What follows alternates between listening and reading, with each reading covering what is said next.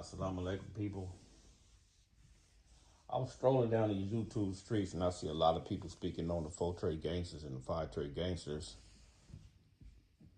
and the origin of it and who started what, who did what, and sometimes, man, history is what history is, and a lot of people make big deals about it. I really don't know too much about their history, who started what, but I do know that I done met a bunch of four trade gangsters and a bunch of five trade gangsters.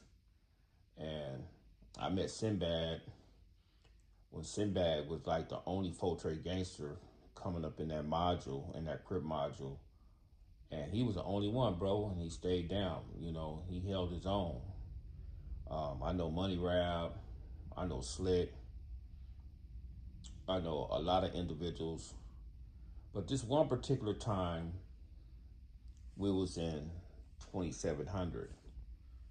And in 2700, you had the four trade gangsters. They was on the side with us, the neighborhood car, the 60s, the vintage show lines, schoolyards.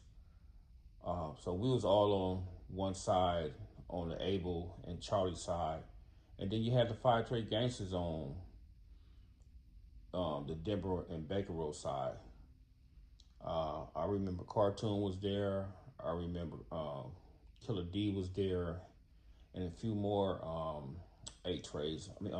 five trades was up in there. And you know what? It always I never could understand, both of them being four trade and five trade, why they was beefing. But that wasn't our business. I just knew that we had a rapport with the four trades up inside the module, where Slick was Belizean. He was personally my buddy. And he was Belizean, and you had a few more other Belizeans that was four trade on that rose. So one day, they was all in the day room, the four trays and the five trade was up in there. So the four trays was like, I think they was kind of short. They wasn't that deep. And the five trays, they was like, they was pretty deep up in there. So the brothers from the sections over there in the Crenshaw area, the 60s, since they knew Slick and they had rapport with a lot of other individuals, they got into it with the five trades in the day room. And I wasn't in there. I was on the outside. I was outside the day room because I was a trustee. So I heard a whole bunch of commotion, and I went up to the window and I looked in the day room window. They was up in there. They was up in there it was like a free for all. So Killer D was like telling me to get the door open. So I got the door open, and all the five trades came up out of there, and they slammed the door, and they went back on their road gate. And it's like, man, you guys got to understand, especially, brother, when you growing up in that gang era back in them particular days in the 80s and 90s, brothers basically had rapports with a lot of individuals, irregardless of where you was from. 8-trade gangster, 5-trade gangster, 4-trade gangster, nothing like that. Dudes have formed relationships, and you got to understand, especially with the four trades, a lot of the four trades, bro, they grew up with a lot of brothers in the Crenshaw area. They was friends with them brothers. So I'm talking about it's a long line of history there. So dudes been asking me why dudes saying the four trade gangsters are neighborhood lovers. I'm like, bro, it just deal with relationships, man, personal relationships. If, because Slick was my buddy, I would never, ever, to this very day, see him to the point where if he with me, and even though we don't even deal with that particular type of situation anymore, but even back then, bro, I still 10 toes with that brother. Even back then, I used to go to court with him. I made sure that, wasn't nobody pushing up on him, stuff like that. So it's like personal relationships, man.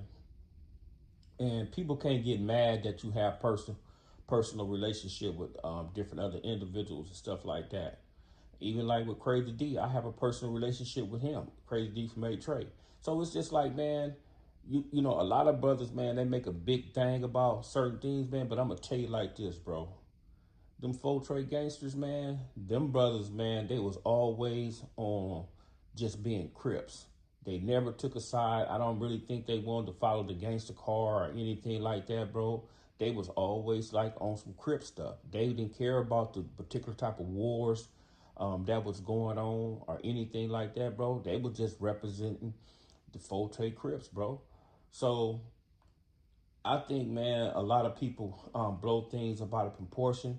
Yes, true enough, the five trades and the four trades, man. I done seen some skirmishes here and skirmishes there, and I done seen it, you know, at first hand. So, you know, but I can only speak on things I have knowledge about.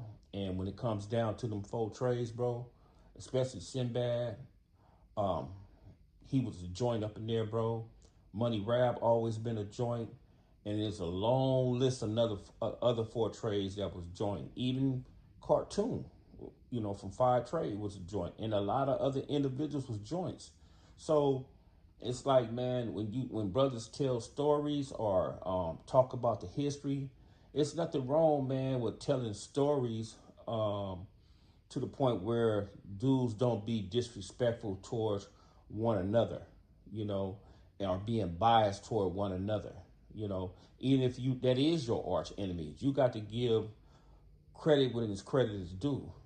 So the story about the full trade gangsters and the '60s against the five trades, that was an actual fact inside that county jail, bro, in 2700. I was there. I seen it. I know the players that was in it. I know the full flat. I know why it happened and everything, man. But you guys have to know and understand, bro, that when you talking about that Crip history or you talking about any other history, don't be biased about it, bro. Always tell the truth about it. And if you don't want to speak on it, don't hint about it, bro. It's because, like, come on, man. Relationships go a long way, bro. And on that note, man, salam alaikum.